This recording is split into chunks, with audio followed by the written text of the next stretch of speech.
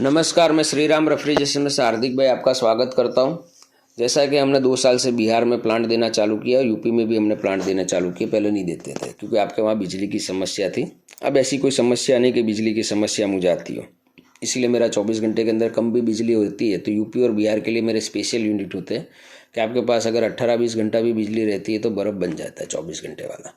ये 1 टन का प्लांट है जो मैंने बेगूसराय में लगाया हुआ है। यूँ तो मेरे बिहार में समस्तीपुर में लगा हुआ है, मुजफ्फरपुर में भी लगा हुआ है, भागलपुर में भी लगा हुआ है, लेकिन वो बड़े प्रोजेक्ट है 3 टन और 5 टन के। लेकिन 1 टन का ये प्लांट बेगूसराय में लगा हुआ है।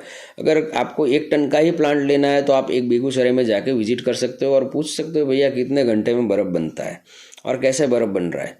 24 घंटे का हमारा टाइमिंग होता है, लेकिन उससे पहले ही हर किसी को बर्फ़ मिल जाता है, लेकिन मैं फिर भी कहूँगा 24 घंटे में बर्फ़ बनता है। इसके लिए आपको जगह चाहिए 15 feet by 10 feet, power connection चाहिए 3 फेस में 7 HP यानी 5 किलोवाट का कनेक्शन चाहिए। अब आपको 30 किलो का ब्लॉक 30 रुपये में पड़ता है, यानी 1 रुपया 1 किलो का कॉस्टिंग आता है। अब हर जगह बिहार के अंदर आपको तो भाव पता ही होगा, बिहार वाले होगे तो आपको तो पता ही होगा कि क्या भाव यहाँ बर्फ़ बिकता है। आपके वहाँ तो बहुत हाईएस्ट रेट में बर्फ़ बिकता है और वो आपको सर्वे में पता भी चल जाएगा। 3 रुपये, 5 रुपये, 7 रुपये अलग अलग रुपये किलो बर्फ़ बिकता है।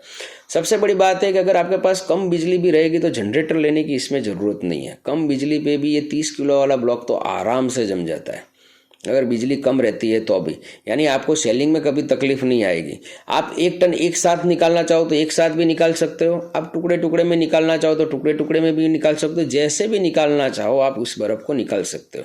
इस तरीके से एयर कूलिंग सिस्टम में पूरा कंप्रेसर लगा होता है और 404 गैस पे चलता है, इसलिए कोई गवर्नमेंट लाइसेंस परमिशन भी नहीं चाहिए।